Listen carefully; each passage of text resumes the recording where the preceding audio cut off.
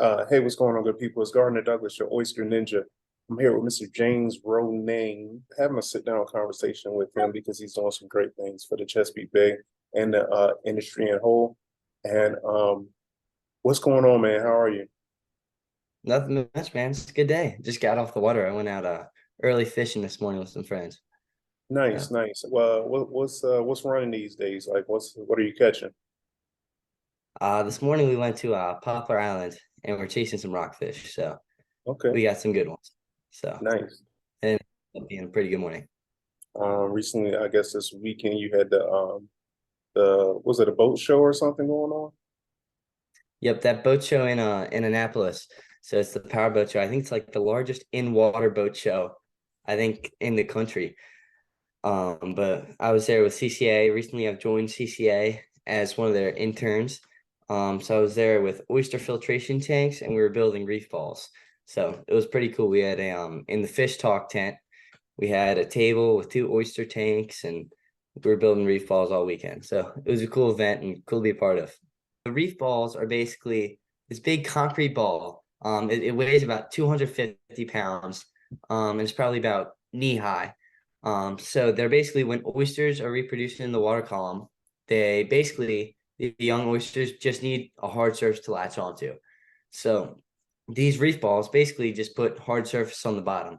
So if there are areas that don't have an oyster bed or an oyster reef, we drop the reef ball in there and the oysters can just attach on and then it'll grow a reef. So oysters basically work. So there's a reef ball and then an oyster are set onto the reef ball and they just keep building year after year after year until you have a reef.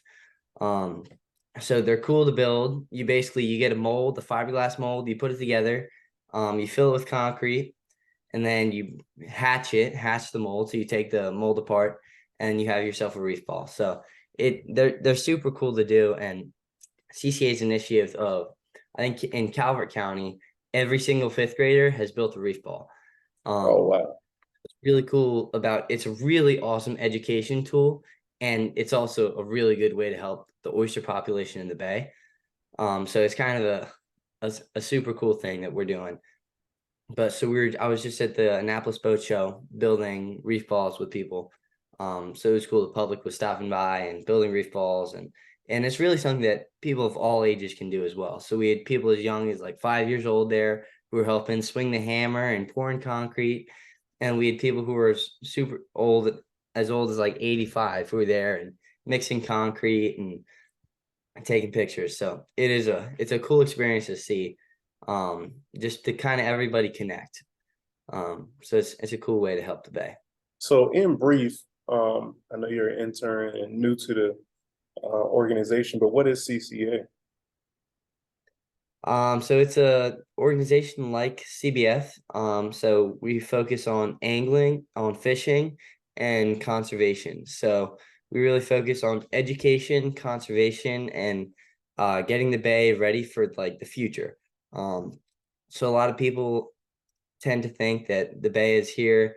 We gotta use what we can now. We have to prepare for tomorrow almost. So like on the side of we have reef ball trailers, and on the side of them they say habitat for tomorrow. So it's all about conserving our resources for 5, 10, 20 years in the future. So we do lots of programs where we'll go to elementary schools and build reef falls with them. But we also we advocate for the bay and stuff in more formal settings. We talked about it briefly, but you want to share your experience with one of your more formal settings representing the Bay? Yeah, it was kind of cool. So last winter, I went to the State House, and to the Senate with the Chesapeake Bay Oyster Alliance, and that's where I kind of really got involved with CCA. So I kind of went and I was kind of hanging around David Sikorsky, who's the executive director, and we went and I'd signed up to testify on a bill. There's a bill that was proposed that was going to open one of the sanctuaries on the Choptank River to harvest. So normally a sanctuary would be closed, so nobody's able to harvest any live oysters from there. But a few politicians wanted to open that sanctuary so the watermen could go in and harvest the oysters. And obviously that's not a very good idea if we're trying to add more oysters in the bay that are going to clean it. taking those protected oysters out of the bay isn't going to do great things for the bay. So I went planning to testify on it, but actually there's so much pushback kind of the night leading up to it and a few days before that then the politicians ended up striking the bill. So I didn't actually get to testify. So it was a win for the bay, but it would have been a cool experience to actually like have gotten to be on the floor. But I still went and got to watch all the other guys from the Chesapeake Oyster Alliance kind of testify on other bills and stuff. So it was really interesting to see both perspectives, right? Because there you have guys from Chesapeake Bay Foundation, the Chesapeake Oyster Alliance, who are really talking on behalf of the Bay. And then you have watermen who are kind of just speaking from their experience, and saying like, we gotta catch oysters to make a living. Like this is what our regulations need to look like. And CCA guys and Oyster Alliance guys are saying like, no, we got to look 10 years in the future. So it's interesting to see um, that conflict almost. And I think it's really hard to draw a line between conservation and a livelihood. Because if you go Yeah, too far in either direction, it's hard for both sides.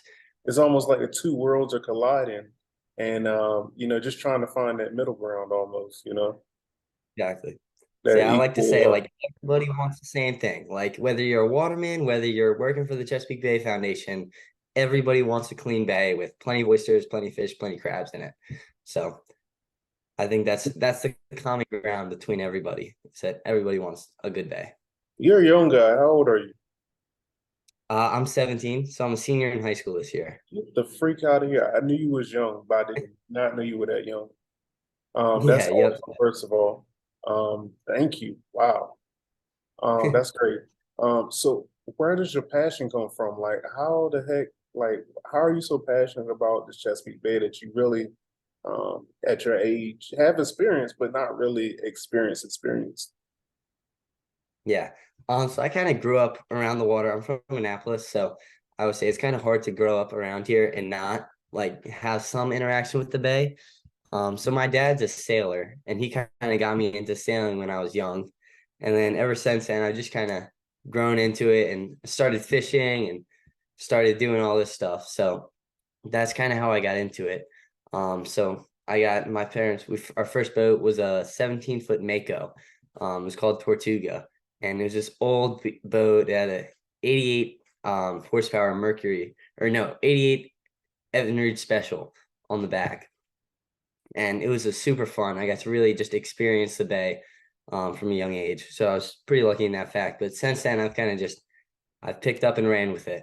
So I've been fortunate to be able to grow up having these experiences. I mean, because like we're talking about some serious topics, but for you, what's been like, I guess, the most memorable experience on the water for you? I was like the connections I've kind of made along the way.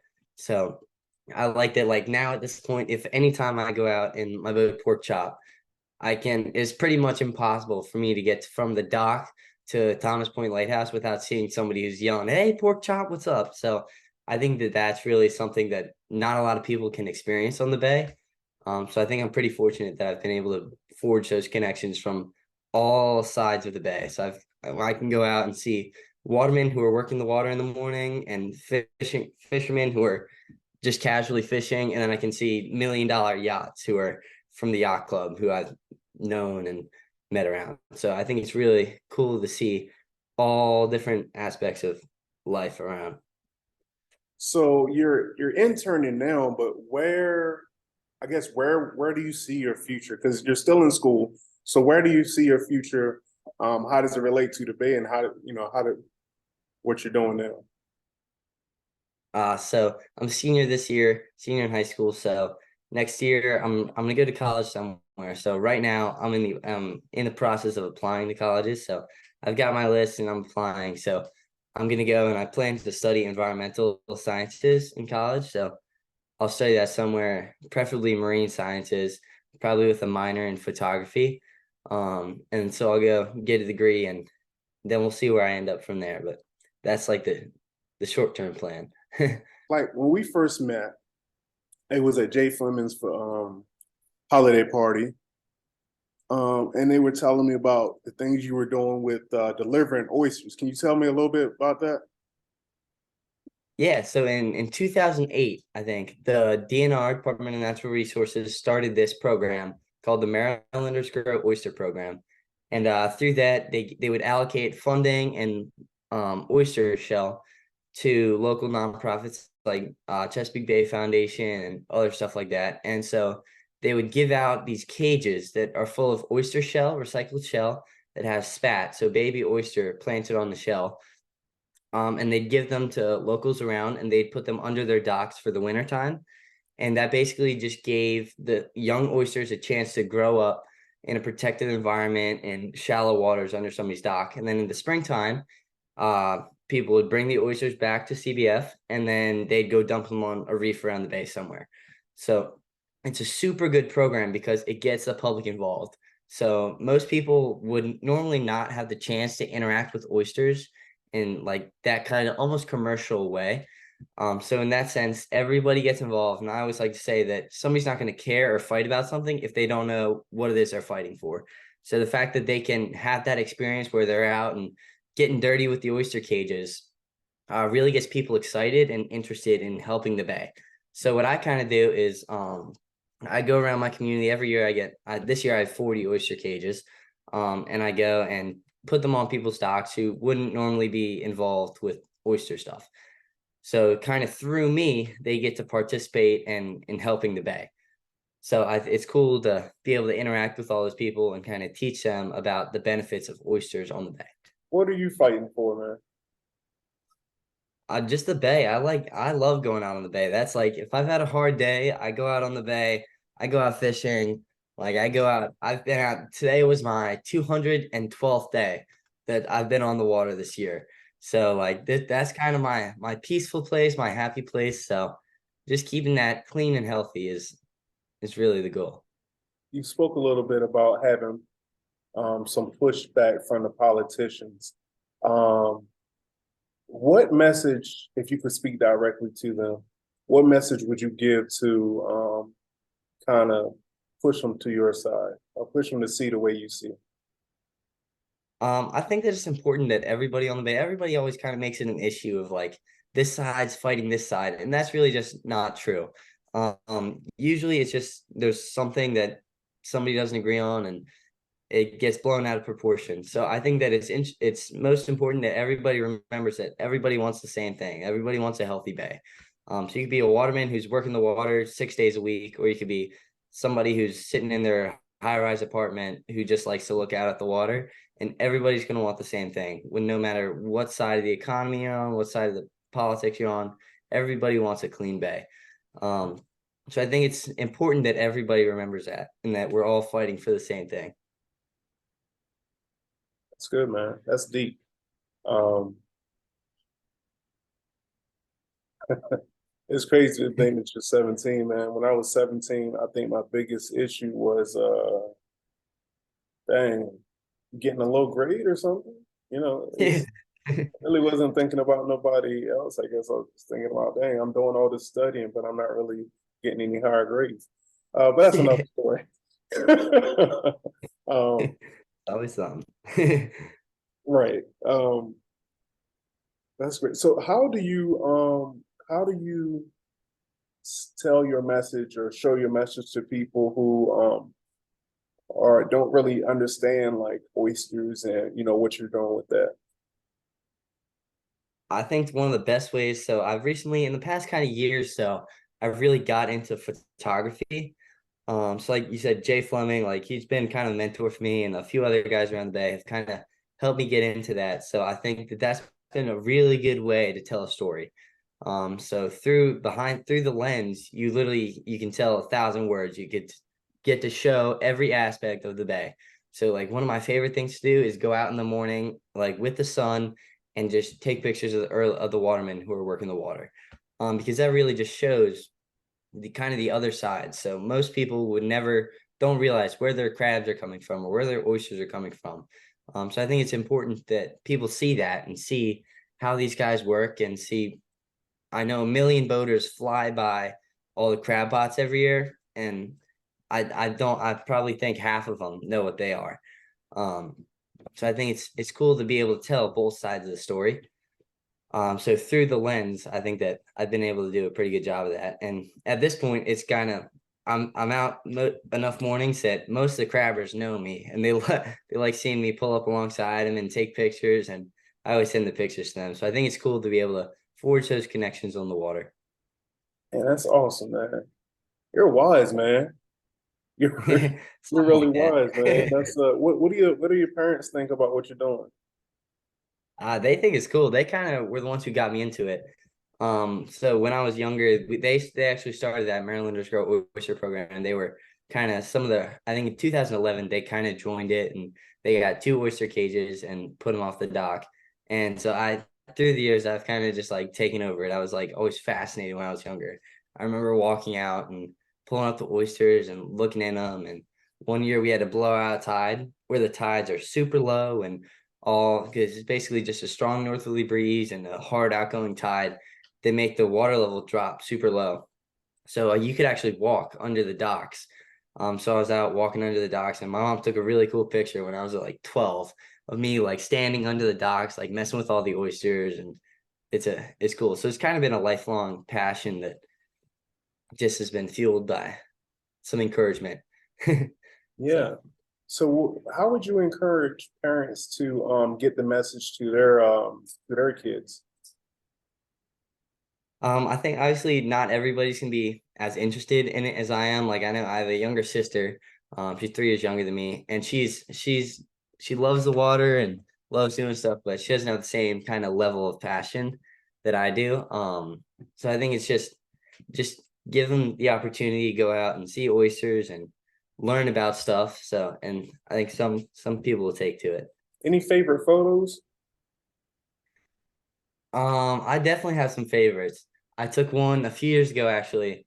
Actually, last summer, I took it where I'm basically hanging over the side of the boat. It was with my iPhone. So I was hanging over the side of the boat, and it's like super choppy. There's like 2 foot waves, and it said Bloody Point Lighthouse. And so you see the lighthouse sticking up, and then waves crashing all around it. And I got soaked, but it was super cool. Right. So I definitely like that one. And then I always like the ones where you get the nice close up of the waterman. Um, I have some good ones where there's a waterman with a cigarette hanging out of his mouth and he's pulling crab pots and there's mud flying everywhere. And I think those are super interesting pictures that really tell a story. Mhm. Have you talked to any crabbers personally and got some like really cool stories? Anything you want to share? Yeah, usually. So whenever I go out, I usually end up. Most of the guys on the water are pretty chatty. So I usually end up taking pictures and talking for 10 minutes and taking pictures and doing that for a few hours in the morning. So there's lots of guys. Yeah, yeah. Well, I want to personally thank you, man, for taking such huge steps at a young age. Um, when in these days and times that's not really seen a lot, you know. So I personally want to thank you and say I appreciate you for what you're doing. And I can only imagine, you know, what's in your future, man. You got a really, really bright future ahead of you. And I commend you.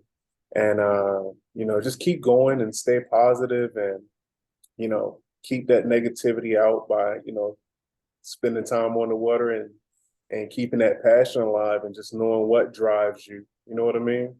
And don't let Yeah, people or other things cloud, you know, what's driving you, you know. So